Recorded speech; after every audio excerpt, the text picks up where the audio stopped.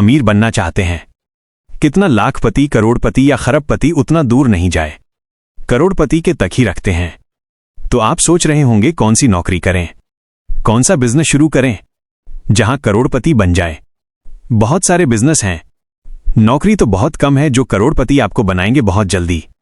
लेकिन एक और सेक्टर है जहां पे आपकी नजर अब जानी शुरू हुई होगी या फिर शायद नहीं जा रही होगी, वो है शेयर मार्केट।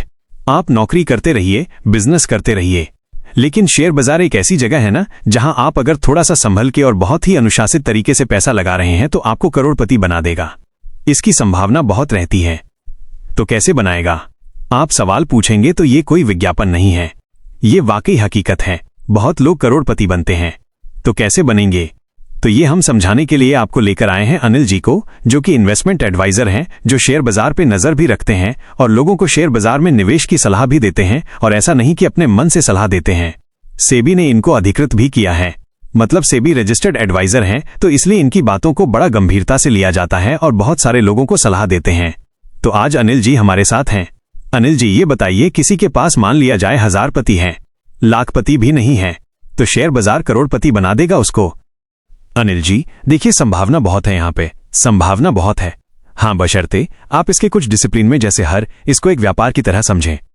देखिए, शेयर मार्केट में जो इन्वेस्टमेंट या ट्रेडिंग है ना, इसको लोग सोचते हैं कि एक क्विक रिच स्कीम है, मतलब जल्दी लॉटरी की तरह सोचते हैं कि बस हम आज गए, पैसा लगाया और कल जो है हम पैसा लेके भर भर के लेके आ रहे हैं। उस सोच के साथ अगर आएंगे तो वैसे सोच के लिए फिर ये पूरा मतलब वो गैम्बलिंग हो जाता है और ये बाजार पूरा पैसा बना ले लेता है। लेकिन अगर इसको आप व्यापार मान के चलते हैं कि मुझे इस व्यापार को समझना है, जैसे कि हर व्यापार के अपने टैक्टिक्स होती हैं।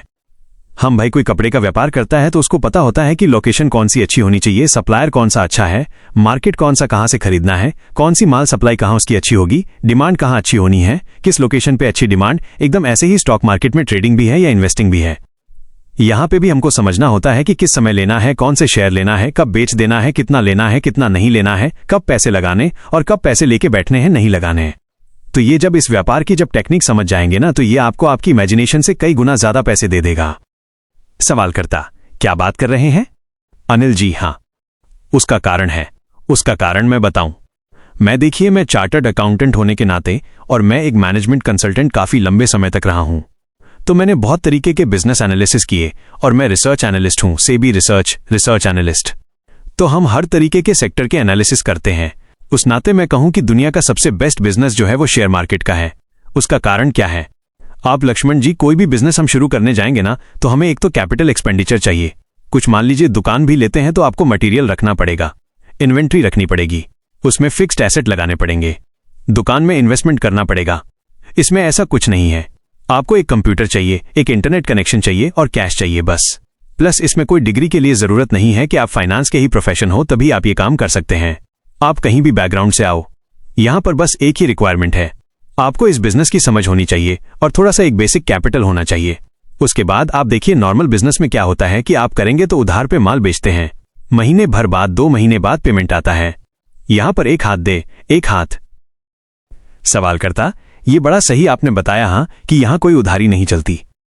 अनिल जी, कोई उधारी नहीं चलती, एक हाथ दे एक हाथ ले वाला हिसाब है। प्रॉफिट भी आपका तुरंत आया, लॉस भी आपको तुरंत। तो यहां पर बहुत क्विक रिस्पॉन्स है और सब कुछ, जैसे कहते हैं ना बाजार में कि एक मोटी भाषा में कहा जाता है कि पक्का कच्चा बिजनेस है। ये है क्या है? यहां पर एकदम 100% क्लीन। सवाल करता, बाजार में तो ये भी है नहीं कि बिजनेस नहीं चला तो फर्नीचर कैसे बेचेंगे, कैसे बाकी चीजों को बेचेंगे, ऐसा कुछ है नहीं। अनिल जी, ये नहीं, प्लस साथ में ये कि 100% ऑनलाइन बिजनेस है, ठीक है, किसी भी तरह का कोई रिस्क नहीं है। अब ये बताइए कि इसको अनुशासन कैसे, डिसिप्लिन क्या होने। एक चीज और शेयर करूंगा तो मजा आ जाएगा दर्शकों को, वो ये है कि यही एक ऐसा बिजनेस है जिसमें हम जब चाहें तब अपना बिजनेस बदल सकते हैं। सवाल करता, बदल सकते हैं? अनिल जी, जैसे आज मुझे लगा कि सीमेंट की इंडस्ट्री अच्छी है तो मैंने सीमेंट के शेयर में ट्रेड कर लिया। आज मुझे लगा टेक्सटाइल अच्छा है तो मेरे टेक्सटाइल।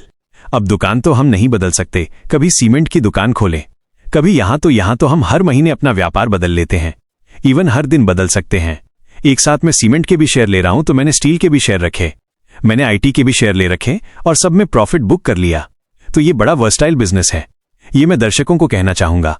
अब बिजनेस, सीमेंट का बिजनेस करके कमा कोई और रहा है, उससे फायदा हमें मिल रहा है। सवालकर्ता, फायदा हमें मिल रहा है। बिजनेस कोई और ग्रो कर रहा है, फायदा हमें मिल रहा है। अनिल जी, लेकिन इसकी जो फिर कहूंगा कि इसके जो नियम है वो जानने जरूरी है, वो ज्ञान जरूरी है। वो क्या है? वो देखिए, वो जैसे मैंने कहा, कब खरीदना। पहला प्रश्न होता है कि कौन से शेयर्स को खरीदना। हम तो उसमें उसकी हेल्थ कैसी है, बिजनेस की हेल्थ कैसी है, डूबती हुई कंपनी ना हो, उसके प्रोस्पेक्ट अच्छे हों। दूसरा चीज आता है जिसको हम कहते हैं फंडामेंटल एनालिसिस। जो मैं दर्शकों को जब अपने स्टूडेंट्स को सिखाता हूं तो मैं कहता हूं उसको फंडामेंटल एनालिसिस। इसमें बैलेंस शीट पढ़ना, उसके मार्केट की स्टडी करना। दूसरा होता है टाइमिंग, कि कब खरीदना। उसमें टेक्निकल एनालिसिस आती है जिसमें हम प्राइस और उसके जो क्वांटिटी है, वॉल्यूम जिसको हम कहते हैं, उसकी एनालिसिस करते हैं। प्राइस एक्शन एनालिसिस, तो वहां पे हम देखते हैं कि चार्ट पैटर्न हम पढ़ते हैं कि कौन सा चार्ट बन रहा है, ट्रेंड कौन सा है, अप ट्रेंड में है शेयर या डाउन ट्रेंड में है। तो ये थोड़ी सी कुछ जानकारियां जरूरी हैं, बेसिक चीज। और उसके बाद इसको बहुत सिंपल तरीके से देश की इकोनॉमी के साथ मिला करके नियमबद्ध तरीके से इसमें व्यापार करना होता है। तो फिर ये तब जाके आप सटीक, एकदम सफल, एकदम आप एक सफल निवेशक बनेंगे। बस एक ही चीज इसमें चाहिए। देखिए, बाजार में पैसा ना मैं बताऊं नॉलेज और या पढ़ाई से नहीं मिलता, इस बाजार में पैसा मिलता है डिसिप्लिन से। सवालकर्ता, डिसिप्लिन से। अगर आप डिसिप्लिन तोड़ते कैसे हैं लोग? अनिल जी, देखिए, मैं एक छोटा सा एक चीज कहूंगा, ये मतलब शायद गीता का ही है, और उस समय दुर्योधन का कहा हुआ है कि जानाम धर्मम नच में प्रवृत्ति, जानाम अधर्म नच में निवृत्ति। मतलब उसने कहा कि मुझे धर्म का पता है लेकिन मेरी इच्छा नहीं करती उसको फॉलो करने की, और मुझे अधर्म का भी पता है लेकिन उसको छोड़ नहीं पाता हूं। सवालकर्ता, छोड़ नहीं पाता। अनिल जी, वैसे यहां भी है कि जितने ट्रेडर हैं ना, मैक्सिमम मैं बता रहा हूं, जितने मेरे पास स्टूडेंट भी आते हैं, जो भी आता है, बेसिक जो समझ होनी चाहिए वो जानकारी सबको है, लेकिन वो फॉलो नहीं, अपने ही रूल नहीं फॉलो करेंगे। उनको पता है ऐसा करेंगे तो नुकसान होगा, एकदम पता है कि इतनी क्वांटिटी से ज्यादा नहीं लेना चाहिए, बाजार अभी गिर रहा है तो नहीं खरीदना है। लेकिन अगर वो गिरते बाजार में एक शेयर भागने लगा तो उसमें पैसा डाल देंगे, शाम तक पता चला वो गिर जाएगा, अगले दिन गैप डाउन खुल गया। तो ये सब गलतियां नहीं करनी, तो ये सारी गलतियां ना करें। बाजार को एक सट्टे की तरह ना लें, एक बिजनेस की तरह लें, और बिजनेस की तरह लेंगे तो बिजनेस की बारीकियों को समझिए, उसकी खूबियों को समझिए, कमजोरियों को समझिए, वैसे बाजार को समझिए, और फिर आपके लिए कोई दिन दूर नहीं कि बाजार आपको करोड़पति बना देगा, लेकिन वही अनुशासन आपको बना के रखना है। दुर्योधन नहीं बनना है बाजार। और सबसे बड़ा मैं धन्यवाद देना चाहूंगा आपको और इस चैनल को कि इस तरीके की चीज पहली बार ऑथेंटिक तरीके से दर्शकों को जानने को मिल रही है। सवालकर्ता, वही तो हम चाहते हैं कि दर्शक ऑथेंटिक तरीके से जाने और फिर लाखपति बने, फिर आगे चल के करोड़